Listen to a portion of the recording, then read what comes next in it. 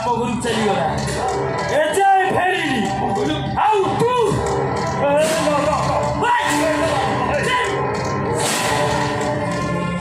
ତୁ ମା ଆଖିରେ ଲୁଚେଇଯିବେ ମୋ ମା ତୋ ଘରୁ କାନ୍ଦି କାନ୍ଦି ଗଲା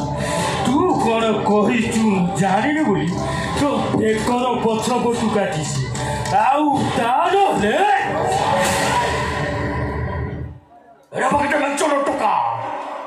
ମୋ ଘର ଭିତରେ ବସି ପଡ଼ି ମୋ ବେକ କାଟିବାକୁ ସାହସ କରୁନୁ ତୋତେ ମୁଁ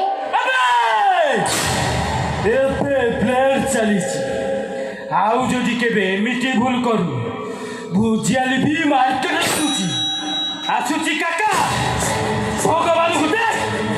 ତୋ ସହ ଯେମିତି ମୋର ଏ ଜନ୍ମରେ ଯେମିତି ନ ହଉ ଦେଖା